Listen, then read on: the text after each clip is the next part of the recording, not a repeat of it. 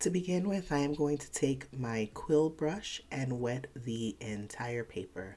So thoroughly soak the paper. This paper, I find out later that it doesn't hold water very well. So you'll see through various parts of the tutorial that I am constantly re-wetting the paper. So this will probably work best on 100% cotton watercolor paper because you can paint and paint while the paper remains wet. So right now I am just wetting the entire paper and letting that water soak in.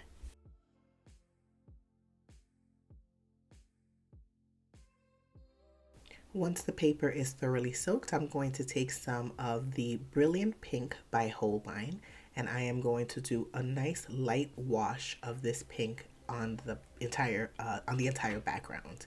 So you'll see that my paintbrush has a little bit of blue in it, so it's turning a little purple. That's not a problem. This is not going to be too visible, but we want a nice soft background to work on, so a nice soft pastel pink.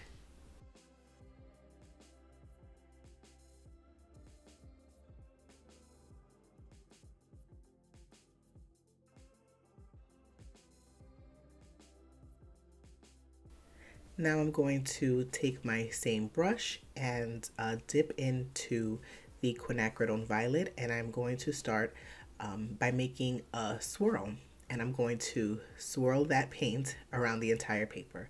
So I am currently working horizontally, and after I'm done with the swirl, I am going to turn the paper vertically. I just find it a bit easier in terms of the way that I work to work horizontally at first. So you'll see here that I do add quite a dark layer of the quinacridone violet in the middle, and then I'm just dragging that paint out. Um, as you all already know, the watercolors typically dry a lot lighter than they appear when you first put them on the paper. So don't be afraid to add a little bit more color because, as I said, it's going to dry a little bit lighter.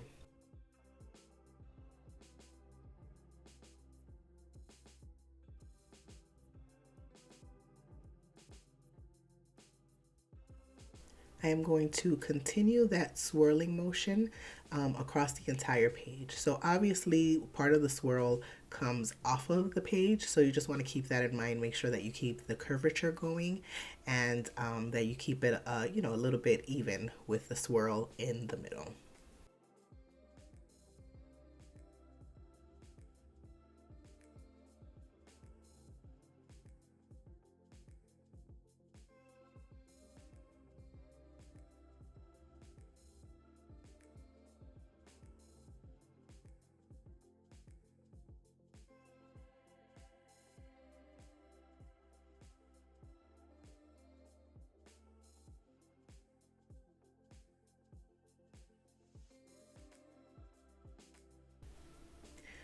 Once I have the initial swirl down, I'm going to go back in again and darken it up just a little bit.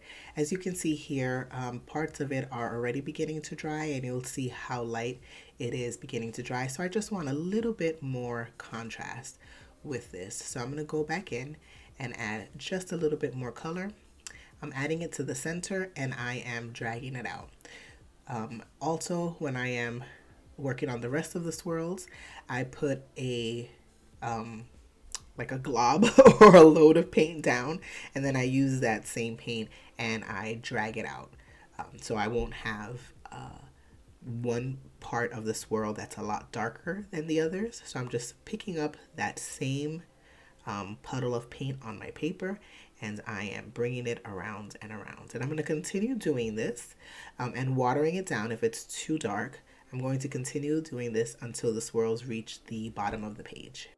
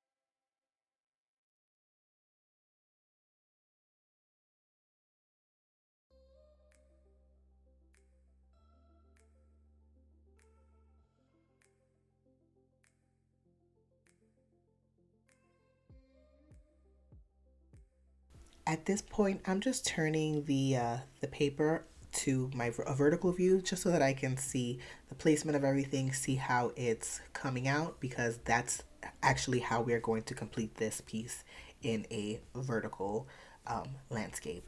So I'm just taking a look at it and adjusting where I need to adjust, and I am again continuing with the swirl.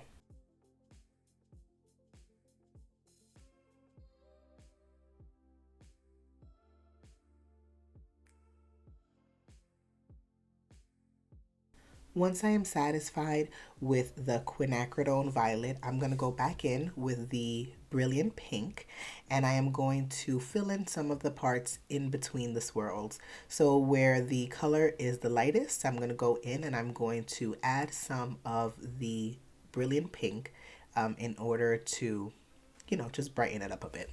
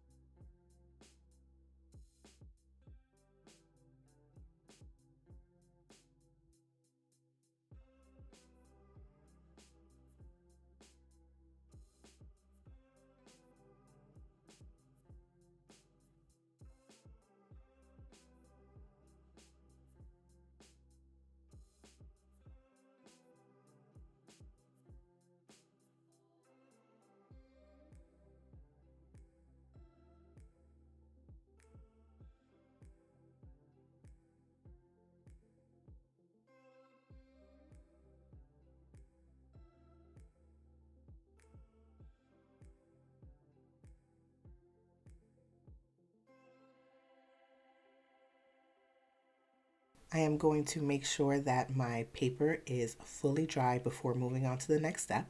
And now we are going to be working completely in a vertical format. So I'm going to take my quill brush once more and wet the bottom of the paper. And this is going to be where we will be adding in the water. Once I have added in the water, or once I have wet the bottom of the page, I'm going to take that brilliant pink once more and add a few vertical strokes to the water.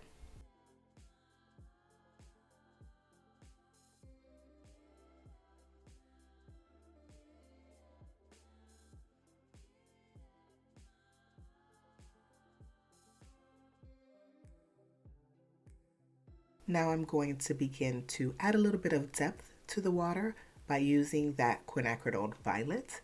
You can switch to a smaller brush here to give you a little bit more detail.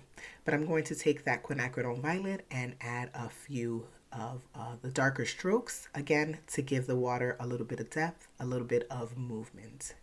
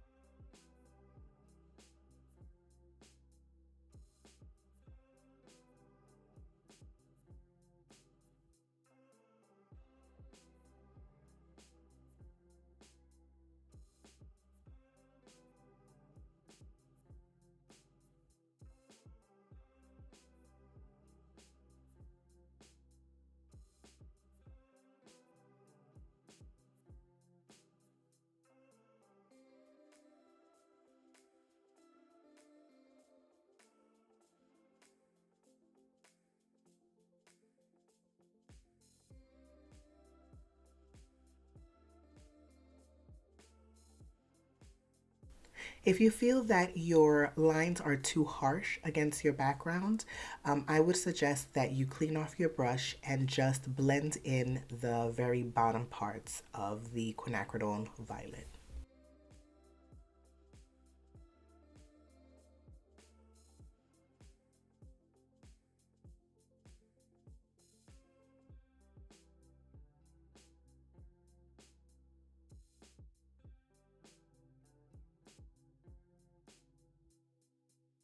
Make sure that your paper is fully dry before we begin the sketch. So I am going to loosely sketch in some crystals, some crystal clusters, and it really is very simple. You can follow along with how I'm sketching it here, and I'm not making this too complicated because when we paint this part, it's going to be very, very simple. These are not going to have a lot of details. But I feel like these crystal mountains will give the piece a nice surreal feel to it.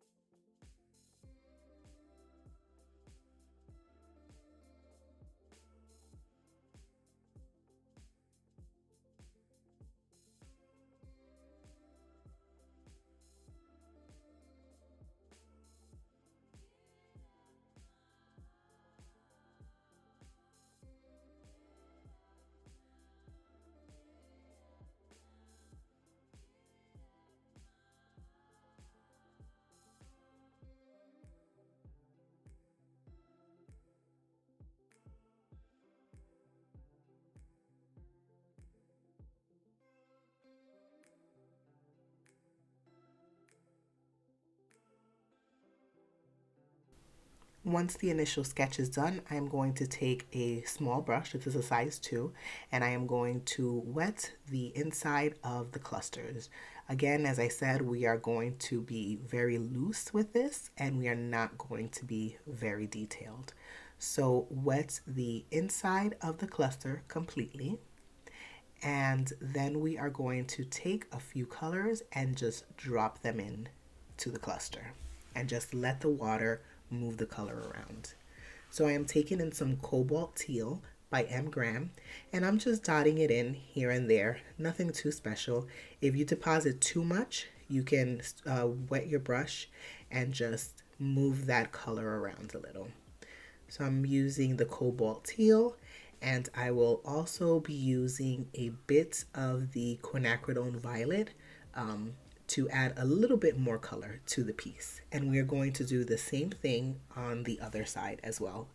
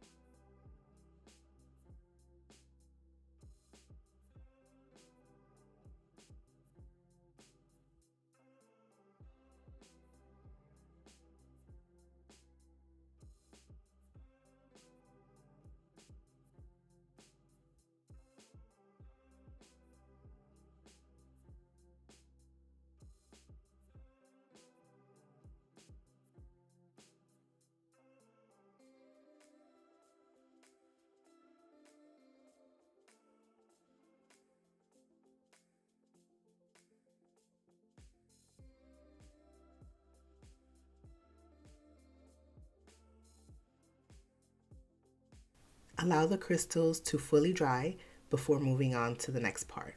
So with my white gel pen, I am going to go back in to all of the crystals and outline each part. So I'm outlining right over my pencil marks. Since we painted so lightly in the crystals, your pencil marks will show through. So this is a really good way to cover them up. just outline over every single one of the pencil marks to form those crystal clusters once more.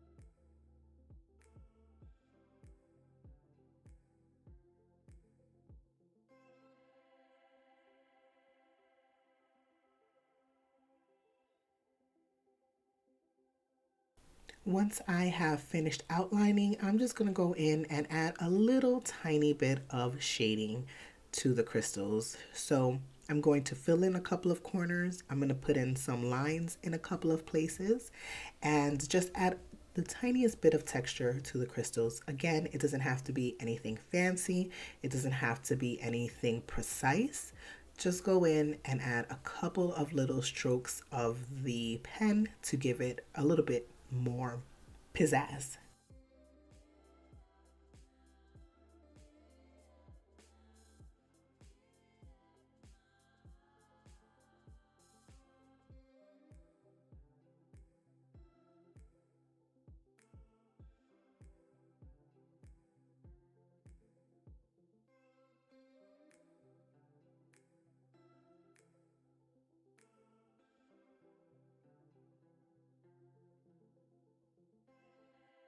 And now I'm going to go in and add a bit of sparkle. So just a couple of little crosses here and there, and giving it a little bit more texture by also adding in a couple of dots of with the pen here and there.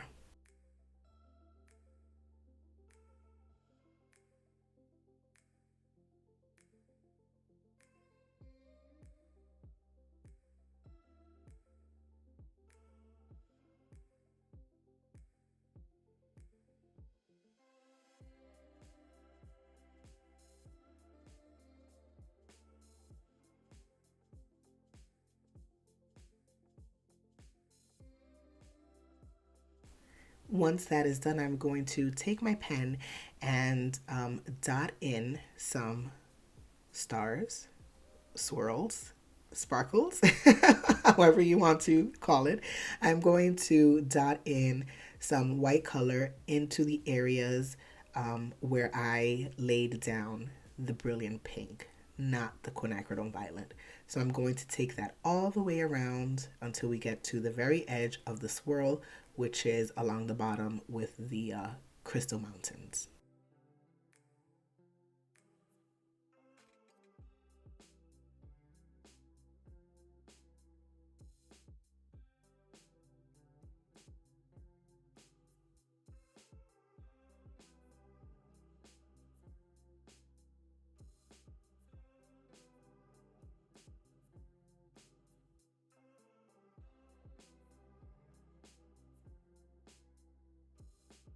When I am done with that first layer of dots, I am going to go back in to the middle of the swirl, and I am going to add a few bigger dots to make them stand out, starting from the center again and going all the way out down towards the mountain.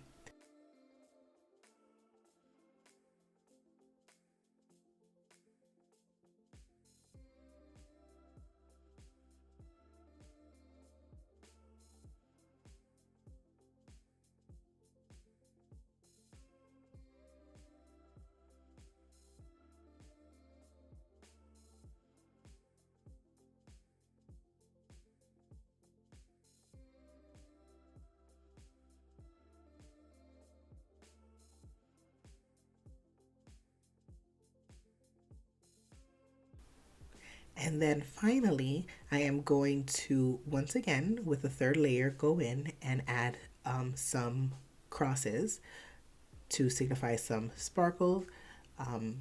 Again, in that same area in between the smaller and the big dots, and we're going all around the swirl.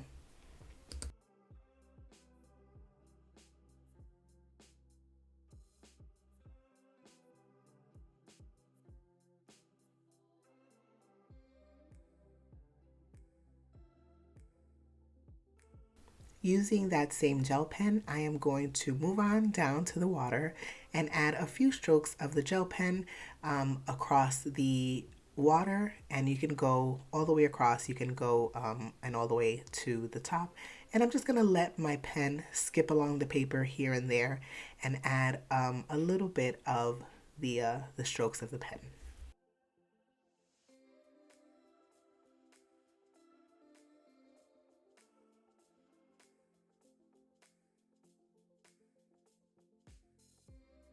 I am going to follow that with a couple of dots, just as we did in the swirl.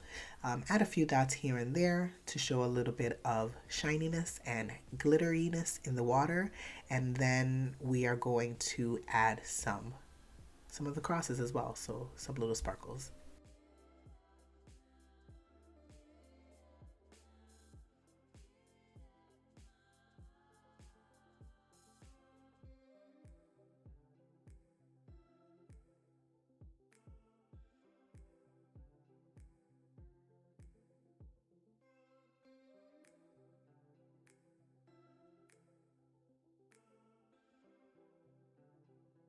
And with that, the piece is done. I hope that you enjoyed with this one, and I look forward to the next one. See you then. Bye.